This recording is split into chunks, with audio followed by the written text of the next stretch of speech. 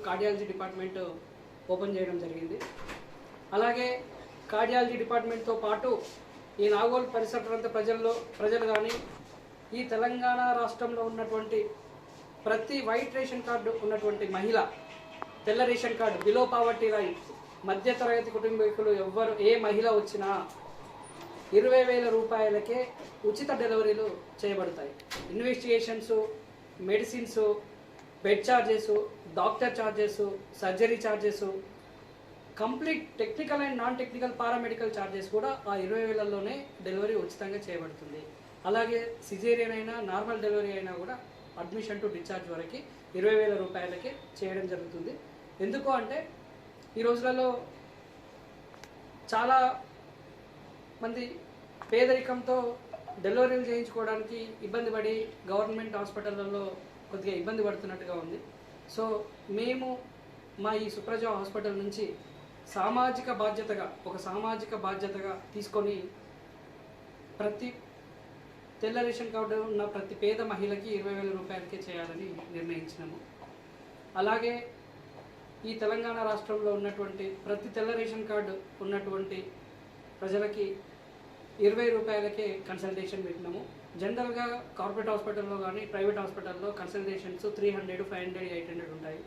So ఆ consultation ఒక జ్వరం వచ్చినా కానీ లేదంటే చిన్నపరమైనటువంటి ఆరోగ్య సమస్య వచ్చినా కూడా ఒక కన్సల్టెంట్కి, ఒక సూపర్ స్పెషాలిటీ డాక్టర్కి చూయించుకోవాలనుకుంటే మినిమం 1,000 రూపాయల నుంచి 2,000 రూపాయలు ఖర్చు అవుతుంది.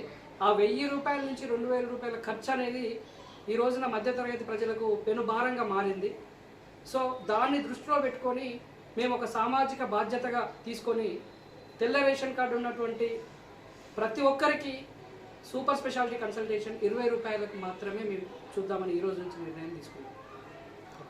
సో మేము ఇంతకుముందు కూడా కొన్ని సోషల్ రెస్పాన్సిబిలిటీస్, సామాజిక బాధ్యతలు, అంటే ఈ తెలంగాణ రాష్ట్రంలో ఉన్నటువంటి కల్లుగీత కార్మికులు, ఈ తెలంగాణ రాష్ట్రంలో ఎక్కడ కల్లుగీత కార్మికులు తాటి చెట్టు నుంచి కింద పడ్డా కూడా ఫ్రీగా ట్రీట్మెంట్ చేస్తా అని చెప్పేసి మేము మాట ఇచ్చినాము. ఆ మాట ఇచ్చిన ప్రకారం ఎవ్వరు తాటి చెట్టు మీకు కింద పడ్డా కూడా సుప్రజ హాస్పిటల్కి ఈరోజు వస్తున్నారు. వాళ్ళందరికీ అప్ టు 10 lakhs వరకు, 10 లక్షల వరకు ఉచితంగా వైద్యం అందించి సేవలు అందిస్తున్నాము. ఇప్పటికీ దాదాపు 50 మందికి పైగా 56 నుంచి 60 మంది గీత కార్మికులకి మేము ఉచితంగా వైద్యం అందించాము.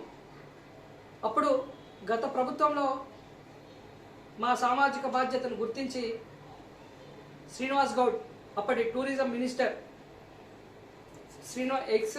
ఎక్సైజ్ మినిస్టర్ శ్రీనివాస్ గౌడ్ గారు హాస్పిటల్కి విజిట్ చేసి నన్ను సన్మానించడం జరిగింది. నేను చేస్తున్నటువంటి సామాజిక బాధ్యత.